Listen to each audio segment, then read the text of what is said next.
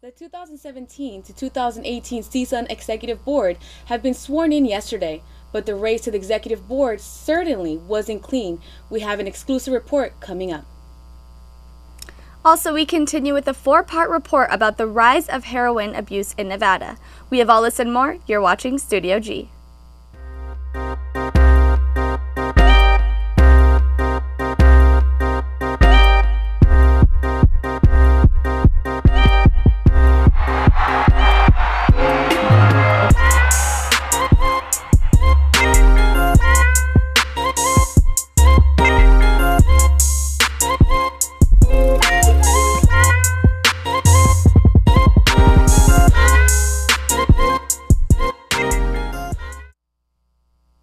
Good afternoon, Rebels, and welcome to the last Wednesday episode of Studio G. I'm Jessica Vargas. And I'm Jamie Poole. May 1st, or May Day, is International Workers' Day. People across the globe took the day to protest and show support for workers' rights. Here in Las Vegas, around 3,000 people marched down the Strip. The Culinary Union, which organized the event, is Nevada's largest union and largest immigrant organization. They call the event the Unity March for Immigrants and claim that half of their 57,000 workers are Latin women. In Chicago and Philadelphia, organizers used May Day to protest for better teachers' contracts. We've been in a winter, not just a winter of cold and dark, but a winter in which we've seen the schools cut. We've seen critical programs for students under threat. We've seen a dark shadow come over the politics in our country. This has been a winter of our politics. This has been a winter for our hope. But spring comes. It always comes. May Day reminds us that as long as we can stick together, as long as we can find warmth in each other, spring will come. Our day will come. We stand for something true.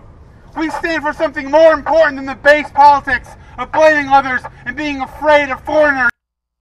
Protests in some cities and countries turned violent, but Metropolitan Police called the Las Vegas protests, quote, super peaceful. No arrests were made. The abuse of heroin is a growing epidemic in Nevada. Studio G reporter Samantha Kayamalu did an investigative study on the matter. Yesterday, we got to hear from former addicts what life is like being addicted to the drug. Today, we find out how heroin got here and what it does to our bodies. Heroin is considered to be the most dangerous drug of the century. It has no boundaries or specific target group.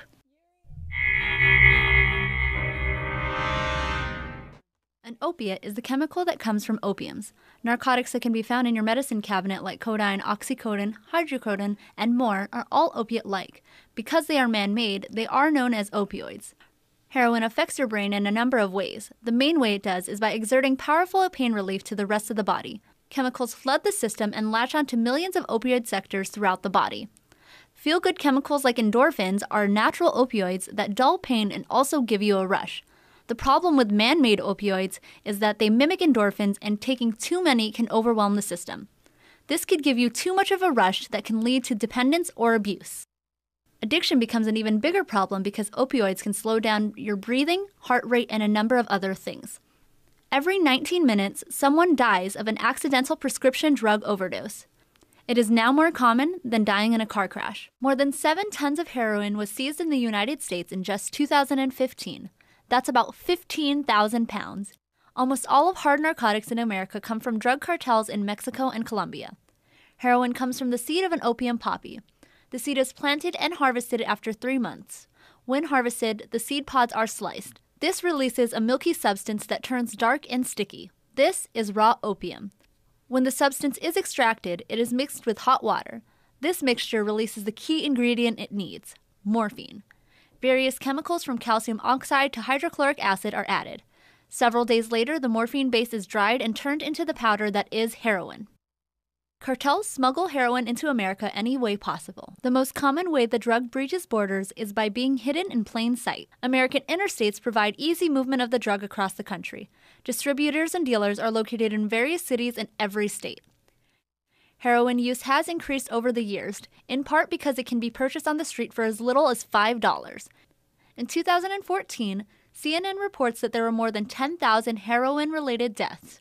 The number is expected to increase because traffickers are now mixing the drug with an illegal synthetic form of the painkiller fentanyl. Tune in tomorrow for part 3. We will sit down with Las Vegas Metropolitan Police Department to discuss more about fentanyl and the overall effects of heroin on the Las Vegas community. For Studio G, I'm Samantha Rose Keomalu. We will also be sitting down with Jamie Ross from PAC Coalition to talk about prevention programs in Southern Nevada. Coming up, we take a look at what's going on around the valley. We'll be right back. Welcome back, Rebels. Summer seems like it's on its way with high temperatures for the rest of the week. But let's have a look and see what Taimi has got to tell us. What have you got, Taimi? Hello, ladies, and welcome everyone to the weather segment. Today, we're having great temperature.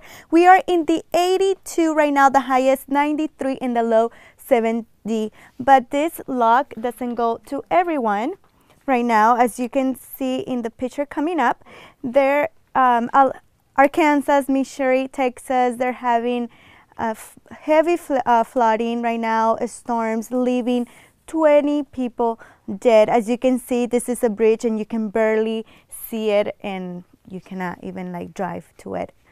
Let's take a look at the rest of the valley here. Well, actually the week right now, tomorrow 97, we're going up. The temperature's 100 on Friday, but again, Saturday, Sunday, the weekend is gonna go low 86, 73, and the 70s. In the rest of the valley right now, we have 80s temperatures in the rest of the valley. The lowest right now, Boulder City is with 83, and the highest, North Las Vegas with 86. Here at UNLV, 84. Right now it's sunny. The wind speed is only 60 miles per hour and the humidity 12%, so it's not that bad. But in the night, we are gonna have 69, mostly clear, wind speed 5 miles per hour. The rest of the country right now, Florida having beautiful weather, 83, similar to ours. Los Angeles right now, 85. Las Vegas, 92, like I said, in the 80s, low 90s. In the east right now, New York, 62. But I mean, as you can see, the rest of the country, they're having great temperature. We feel really bad for Missouri and Arkansas and Texas having that difficulties right now. And we are going back with you, ladies. What do you have for us? Thanks, Taimi. Let's take a look at some of the biggest headlines in the valley. A bill may allow Nevada veterans and military members under 21 to be able to get a concealed firearm permit. The bill keeps all other requirements for applicants looking for a concealed firearm permit.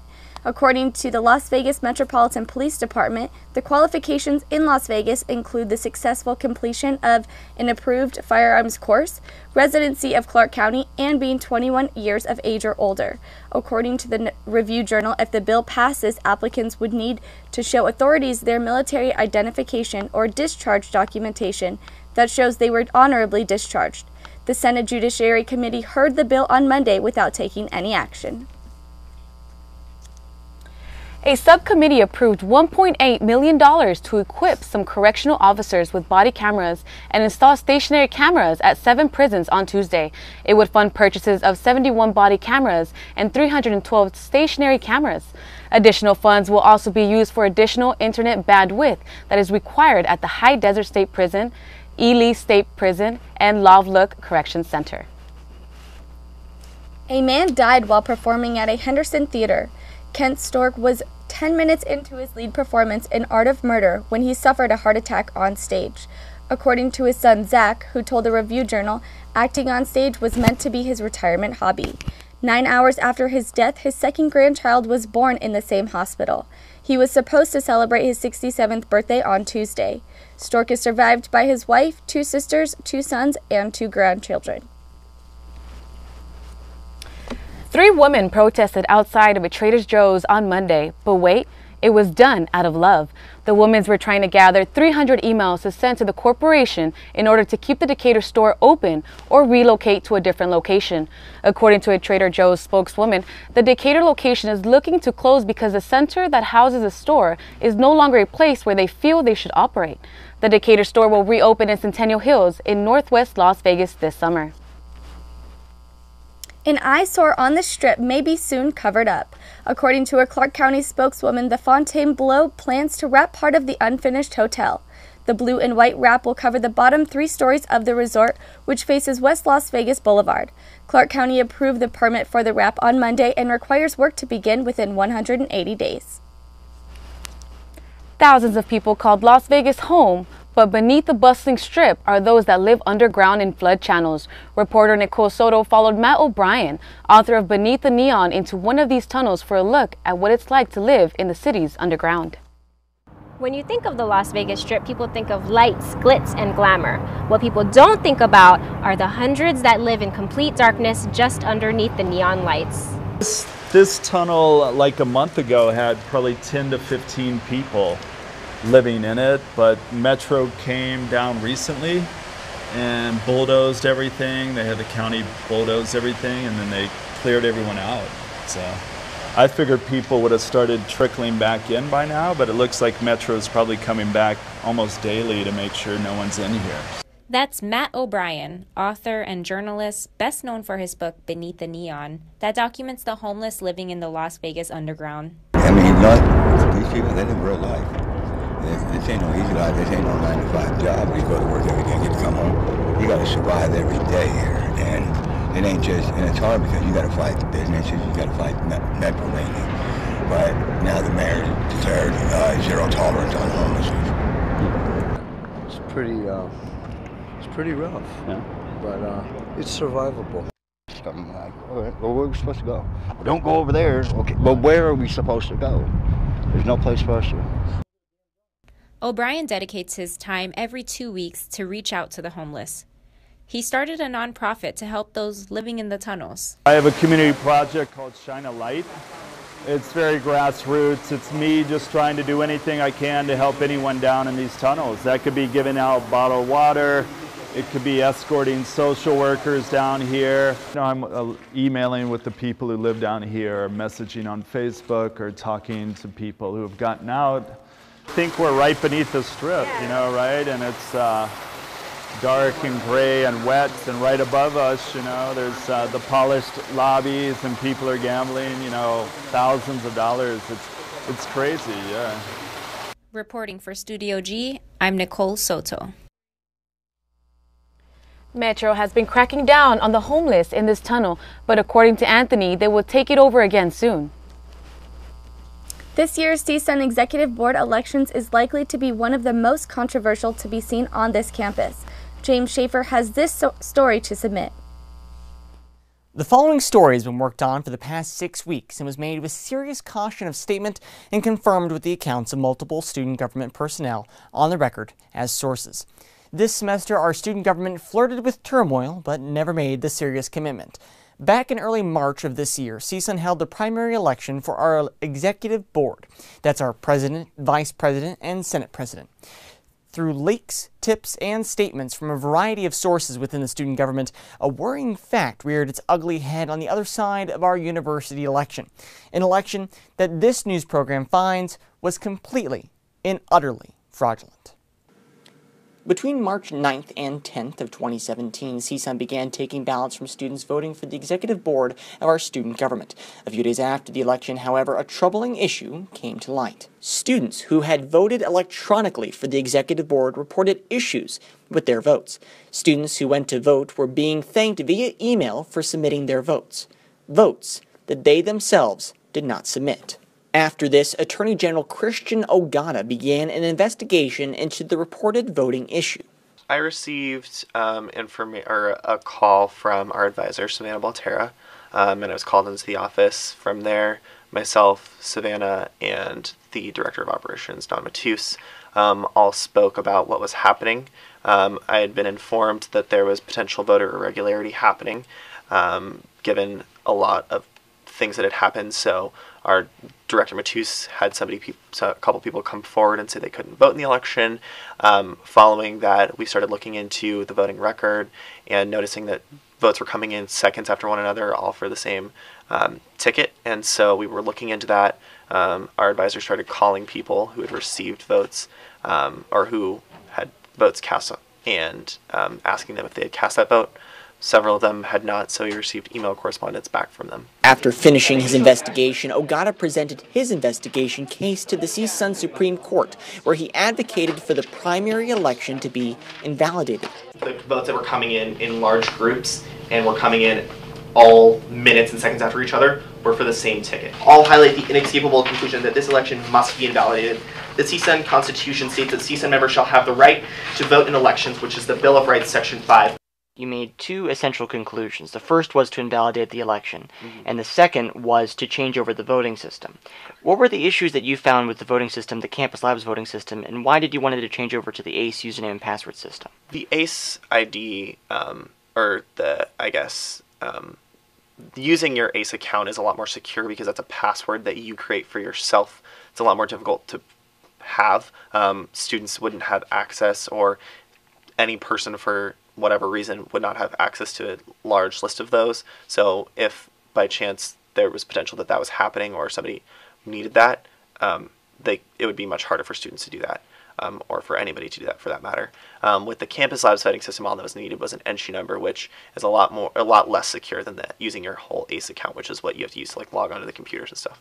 After this decision, Ogata handed down the investigation to the General Counsel Office of the University President, which awaits to be given to the UNLV Police.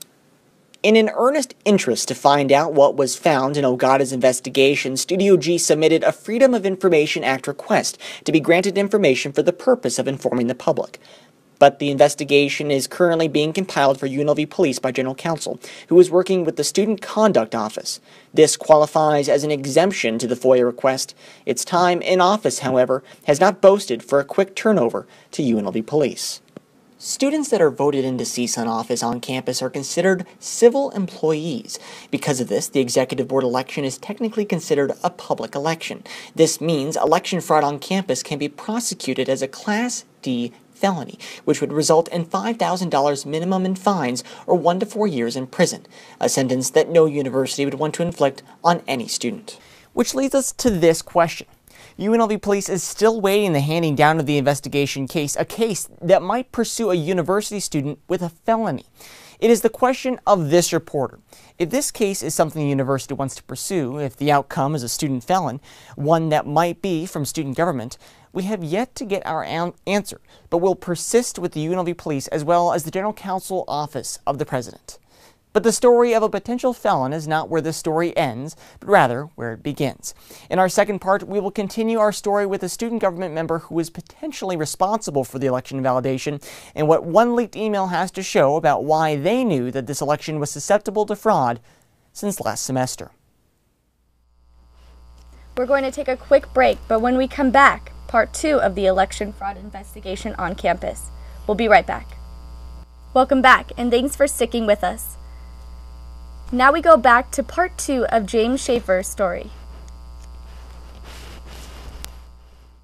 To understand who and what was the reason for the CSUN Student Government Executive Board election invalidation, one must look at the events of this year, in fact, just last semester, to see who was in charge, but more importantly, who knew that a fraudulent election was just on the horizon since last semester. In a leaked email that was given over text, a member of the CSUN Election Committee cited that the voting system was susceptible to fraudulent votes and advocated for candidates and students to not commit voter fraud. The person that saw this concern, Don Matus. Quite frankly, because the Senate election went so smoothly, I didn't think it was necessary for the executive election. In hindsight, I should have probably looked into it. So it wasn't a punishment. It was just saying, there's no way for us to be absolutely 100% secure with any online system. So calm down. I was just warning people, calm down. You're going to make it worse if you freak out. Do you at all, or can you say at all, who sent this text or email? This was from me. Oh, okay. This concern, being sounded off since last semester, is now seen as a Nostradamus-like prediction of the issues of this semester when our primary election was invalidated due to fraudulent votes. But that concern was not monogamous to just last semester. The day of the election, an email titled "It's Election Day" was sent out to all candidates warning of a rumor. The email went on saying this, that a candidate, someone connected to a ticket has a list of NSHE IDs and plans on using them to vote multiple times. Please do not cheat. Please do not try to cheat. We will shut online voting down and switch over to the involvement center where most people cannot vote due to the ACE ID issue we ran into last year.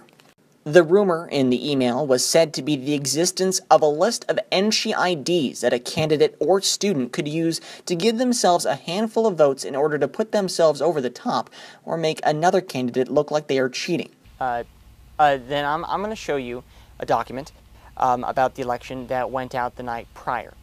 We're just going to go over the material in it. Did you send this email? Is this a false email? No, I did send it. Like I said, I try to think the best of everybody. So I didn't fully, based on who it was coming from, I was just like, okay, he's crying wolf, he's freaking out a little bit, I don't think it's going to happen. I think everybody's going to be above board. This seems to be a good group of candidates we have. So but at the same time, I wanted to put the warning out there. That's why I had this. That's why I emailed out saying, please do not cheat. But a more important issue remains. If there was a concern about the system being susceptible to fraudulent votes, why was the system not changed back to the ACE password voting system, a system that was much more secure? That's the question we asked to the person who could have made that change in the first place, Don Matus. Do you feel that the system of ACE username and ACE password, which was the system that we were kind of, as far as we know, was safe and secure and all that, we used it for the matter of convenience and for the matter of people being able to vote. Do you feel it is an apt comparison to say that safety and security was sacrificed for convenience? Yeah, I would say that. Again, it's hindsight. People did need to log in with their ACE ID, or not their ACE ID, their NSHE numbers, and you just don't assume that people are going to gather NSHE numbers or try and generate lists of NSHE numbers and do something like that. I mean, it takes a special kind of low person to want to do something like that. So, and I don't think that low. So perhaps I should change that thinking, but I don't know. I tried to look on the bright side of everything. If there was any question if Don Matus didn't know that anyone's going to rig the election, one shocking revelation in a statement Don told us put that theory to rest. But was there anyone at the time, including you, that felt that the voting system faced a potential risk of being rigged? It's interesting you ask that, because it's the same person that came to me the night before the election, or emailed both myself and Savannah. And then later I talked to this person and he was like, yeah, I had this plan, doll. I had a plan in place. I created a plan as soon as I found out how easy it was to cheat both of these elections. And I'm just like, you really shouldn't have told me that. And he's like, I didn't do it because I have the support out here to, and I'm just like, so I knew that there were people who were already planning for it. Whether or not that person actually followed through with it, no, that's purely conjecture, and We still don't know who was responsible for submitting the fraudulent votes. As far as this reporter knows, there are multiple students blaming each other for a tizzy of things pertaining to the election invalidation. But here is the important thing to keep in mind. The fraudulent votes that were cast were not caused by an electronical error or technical malfunction. Someone at this university purposely casted these votes. It is our hope that this report will urge the General Counsel Office to streamline the investigation to UNLV police instead of having it die on a desk. The person or persons who committed the potential felony are still unnamed and may still be on this campus, or more importantly, within our student government. James Schaefer, Studio G. Studio G will keep this story going into this week if any new information comes to light. For all things election fraud, stay with Studio G. Vanessa Chan spoke on our show last week about police violence across the nation. Studio G reporter Ashley Renan caught up with her during a panel discussion held at the UNLV Center for Social Justice. On New Year's Eve in 2015, 23-year-old Keith Childress Jr. was shot 5 times by Las Vegas Metropolitan Police officers while standing in a neighborhood driveway. Childress Jr. died on the scene. He was also unarmed. According to Vanessa Chan, founder of the Forced Trajectory Project, between 3 to 5 people die every single day as a result of police brutality. I caught up with Chan inside of the Housel's house at UNLV for a themed discussion about police violence. Nationwide, it's 3 to 4 to 5 people per day, which is around 1,000 to 1,500 people per year. Multiply that by 200. That's how many people have been killed in the last 200 years by police. Before that, it was lynching, right? Messaging is really important. We have to put positive vibes in the ether, right? We have to, when we want good things to happen, we have to manifest. Chan discussed looking at police violence through a public health lens, and among the attendees was Jacqueline Lawrence, mother of the late Keith Childress Jr. The first thing we did was just get in a car and try to get here to see if it was him. But when I did find out that was him, I just had to sit on it. I didn't know what to do. Lawrence took a moment to speak about her son, but could not fight back some of the emotions she was feeling. I said I was going to do this today. Keith was a very happy person, really happy person who really loved life. He was very adventurous. He was the type of person that when he came in a room, he just lit the whole room up. Loved to smile. He was the one, if you were sad, he could always make you happy. Chan, Lawrence, and other members of the Forced Trajectory Project plan on hosting their next conference in Detroit in an effort to spread one clear message. There are countless stories of police violence across the nation, and groups like Chan's are here to listen. Reporting for Studio G, I'm Ashley Renan. To learn more about Chan's project, police violence, or to become involved, visit foresttrajectory.com. When people hear the word prison, orange jumpsuits, handcuffs, and bars come to mind, but definitely not babies. The Decatur Correctional Center in Illinois is celebrating the 10th year anniversary of a nursery program. The program allows incarcerated women that are mothers spend time with their babies as well as continue a bond. There are currently 5 mothers and 6 babies who are part of the program. Warden Shelth Hansbrough explains more. This program is a program that allows mothers to create and maintain lasting bonds with their children. That's so very important in terms of keeping women from becoming reincarcerated. What an amazing way to let mothers spend quality time with their newborns. Thanks for watching Studio G. Be sure to follow us on social media at UNLV Studio. I'm Jessica Vargas. And I'm Jamie Poole. Tune in tomorrow for another episode of Studio G.